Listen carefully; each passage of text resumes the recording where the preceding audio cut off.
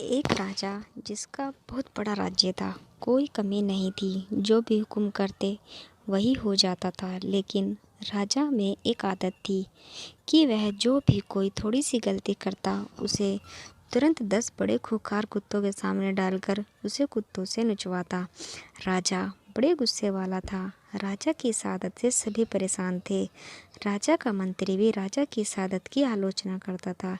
एक दिन उसी मंत्री से कोई गलती हो गई। राजा को गलती का पता चला तो राजा ने तुरंत हुक्म दिया कि जाओ, मंत्री को कुत्तों के सामने ले जाओ।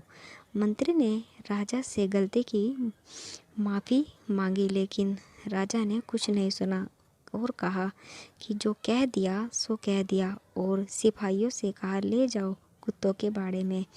मंत्री ने कहा ठीक है राजा जी, लेकिन मेरी आखिरी इच्छा तो मान लो। राजा ने कहा ठीक है, बताओ अपनी आखिरी इच्छा। मंत्री ने कहा मुझे 10 दिन की मोहलत दे दीजिए बस। राजा ने कहा ठीक है कि 10 दिन की मोहलत दे देते हैं, लेकिन 11वें दिन राजा सज़ा ज़रूर मिलेगी।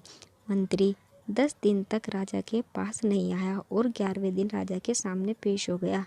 राजा ने मंत्री को देखा और सिपाहियों से कहा जो सज़ा रखी थी मंत्री के लिए उसे पूरी की जाए। सिपाही मंत्री को कुत्तों के बाड़े में लेकर गए।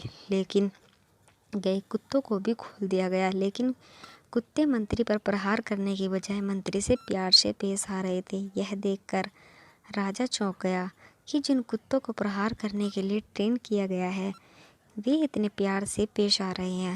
राजा ने मंत्री से कहा कि ये चमत्कार कैसे हो गया, इन कुत्तों को क्या हो गया है। मंत्री ने जवाब दिया कि इन 10 दिनों में मैंने इन कुत्तों की बहुत सेवा की, इन्हें खाना खिलाया नहलाया। अब इन कुत्तों जान चुके हैं कि इनके लिए कुछ अच्छा करता हूँ, ना कि बुरा। ये मुझ पर प्रहार नहीं करेंगे। मैंने आपकी इतने दिनों से सेवा की है, फिर भी आप मेरी एक गलती को माफ़ नहीं कर सके।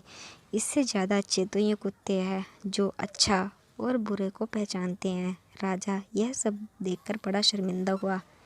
कहानी हमें सिखाती है कि हमें हमेशा सोच समझकर फैसले लेने चाहिए। किसी की एक गलती को लेकर ही ज़िंदगी भर के लिए सज़ा नहीं देनी चाहिए, बल्कि उसे माफ़ करने की हिम्मत रखनी चाहिए।